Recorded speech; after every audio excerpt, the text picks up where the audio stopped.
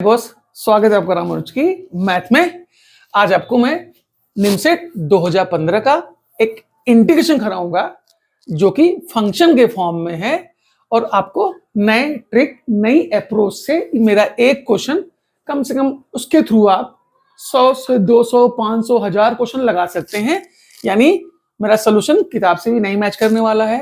एक ऐसा तरीका जिसको कभी भी नहीं आता, जो पहली बार भी देख रहा है वो भी इस अप्रोच से इस इंटीग्रेशन को सॉल्व कर सकता है। यानी कि वही बात, वैल्यू को लेके फंक्शन को डिसाइड करके कैसे इस ऑप्शन को हम लोग क्रैक करेंगे मैं आपको दिखाऊंगा और ये मेरा इंटीग्रेशन आपको जरूर पसंद आने वाला है। यानी कि ये क्वेश्चन निमसेट 2015 का था। क्वेश्चन क्या है नोटिस करिएगा। इंटीग्रेशन ऑफ e की power fx minus f dash x is equal to 5x। तो कह रहा है इंटीग्रेशन ऑफ e की पावर x fx ds की वैल्यू क्या होगी। यानी इस सबको मैं अपने वैल्यू फॉर्म में आपको करके दिखाऊंगा। यानी इसकी वैल्यू ये दी हुई है। अगर हम थोड़ा देख लिए fx को कोई कांस्टेंट फंक्शन मान लें, कांस्टेंट फंक्शन ही क्यों मान रहे हैं अभी आपको हम समझा देंगे। fx को मैंने कोई कांस्टेंट फंक्शन मान लिया, मान लेते हैं हम fx को ले लिए, थोड़ा देख लिए, यहां पे ले लेते हैं हम लोग fx को 3 ले लेते हैं भाई। अगर fx 3 हुआ होगा तो कह रहा है एफ डैश एक्स भी, यानी ये भी हमको सेटअप चाहिए होगा। यानी एफ डैश एक्स मेरा किसी कांस्टेंट फंक्शन का डी बाई डी एक्स 0 होता है। फंक्शन या वैल्यू ऐसी लेनी है कि क्वेश्चन को सॉल्व करने में आसानी हो। ये तो हर वैल्यू पे आएगा, लेकिन हमें देखना है कितने स्मार्टली इसको लगा सकते हैं। एफ एस को 3 ले लिया, एफ डैश एक्स 0 हो गया। अब जरा यही चीज यहां पुट करते हैं तो अब नोटिस करिएगा ये हुआ होगा ई की पावर एक्स, एफ एक्स मेरा 3 था, यहां 3 गया होगा, माइनस एफ डैश एक्स मेरा 0 था, यहां 0 गया होगा, यानी कि dx, यहां dx लगाना हम लोग ने भूल गए। तो यानी ये आपका हो गया इंटीग्रेशन ऑफ 3 e की पावर x dx। तो e की पावर x का इंटीग्रेशन e की पावर x ही होता है। यानी ये मेरा आ गया 3 e की power x is equal to, यही है मेरा फाई ऑफ x। यानी मैंने fx को एक कांस्टेंट फंक्शन मान के उसको डिफरेंशिएट कर दिया, डाल दिया। यानी इस पूरे इंटीग्रेशन की वैल्यू आ गई हमारी 3 इंटू ई की पावर x, जो कि बराबर है 5x के। यानी कि पूरा जो फंक्शन है मेरा उसका सेटअप तैयार हो गया। 5x की वैल्यू मुझे ये मिल चुकी है। fx मेरा 3 था, f डैश की x 0 आ गया था, तो उसकी यहां बात ही नहीं हो रही है। अब जरा इनके पास चलते हैं। अब देखिएगा e की पावर x और पूछ रहा है उसके बाद इसकी वैल्यू बताइए।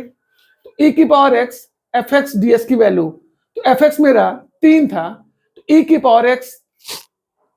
पावर x इंटू 3 का इंटीग्रेशन करेंगे तो यहां हमको मिल जाएगा 3 इंटू ई की पावर x बोस। यानी कुछ नहीं करना है, ये मैंने सेटअप कर लिया और इसकी वैल्यू मैंने अपने फंक्शन निकाल ली 3 इंटू ई की पावर x। यानी देखना है किस ऑप्शन में हमको 3 इंटू ई की पावर x मिलता है। 5x क्या होगा मेरा, ये जो हमने माना है, fs क्या होगा ये जो मैंने माना है। अब देखते हैं कौन सा ऑप्शन मेरा करेक्ट है बोस। ठीक है, चलिए बोस, अब देखते हैं ये वाला किस ऑप्शन में मौजूद है। हम चलते हैं पहले ऑप्शन पास। जब मैंने पहले ऑप्शन पास गया तो मैंने लिखा, ये मान लो पहला ऑप्शन चेक कर रहे हैं, 5x मेरा है ये, यानी 3 e की पावर x प्लस e की पावर x इंटू fs कितना है बोस, fx मेरा 3 है, यानी इंटू 3, यानी अगर इसको जोड़ा गया होगा तो ये हो गया होगा 6 e की पावर x। हमको चाहिए था 3 इंटू ई की पावर x, तो ये तो होगा नहीं, यानी पहला ऑप्शन कट गया। दूसरे के पास चलते हैं। 5x कितना है बोस, 5x मेरा 3 e की पावर x लिख लिया, माइनस e की पावर x लिख लिया। fs कितना है बोस, 3 है, इसको 3 लिख दिया, ये कट के 0 आ जाएगा। हमको चाहिए 3 की पावर x, यानी ये ऑप्शन भी हुआ नहीं। सी के पास चलते हैं हम लोग। ये दिया है 1/2 ब्रैकेट में 5x कितना है बोस, 3 की पावर x, 3 की पावर x प्लस e की पावर x। fs कितना है बोस, मेरा है 3, यानी कि ये हो गया 3, यानी कि 3 की पावर s 3 की पावर x 6 e की पावर x अपॉन 2 काट देंगे बोस 3 e की पावर x। यही हमको चाहिए था। यानी पूरी तरह से हम सी को ऑप्शन को मार सकते हैं, लेकिन आपको दिखा देते हैं कि डी वाला भी आंसर गलत ही होगा। यानी डी की भी चेकिंग कर लेते हैं हम लोग। यानी ये हुआ 1/2, तो ये मैंने बनाया ब्रैकेट, 5x से मेरा 3 की पावर x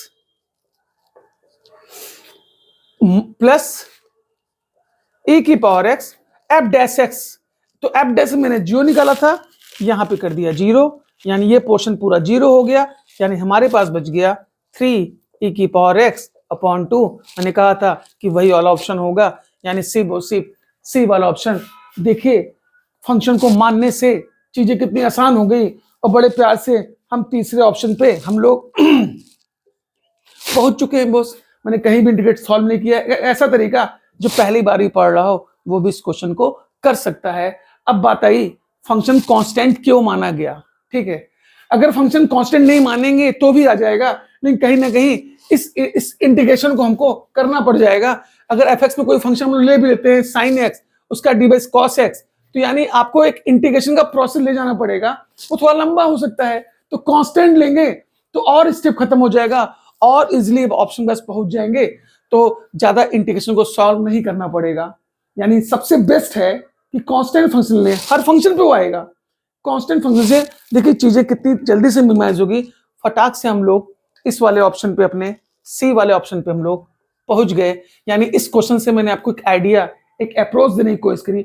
ऐसा फंक्शन आ जाए तो घबराने की जरूरत नहीं है, खुद से फंक्शन लीजिए, छोटा फंक्शन लीजिए, सॉल्व करने में आसानी हो और फटाक से आंसर पहुंचे। तो ये कैसा लगा मेरा आपको ये इंटीग्रेशन वाला क्वेश्चन? अगर अच्छा लगा होगा तो जरूर बताइएगा। वीडियो अच्छा लग रहा होगा तो लाइक करिएगा, सब्सक्राइब करिएगा, कमेंट जरूर करिएगा, जिससे और अच्छी अच्छी वीडियो मैं आपको दे सकूं। अभी के लिए इतना करते हैं, धन्यवाद, जय श्री राम।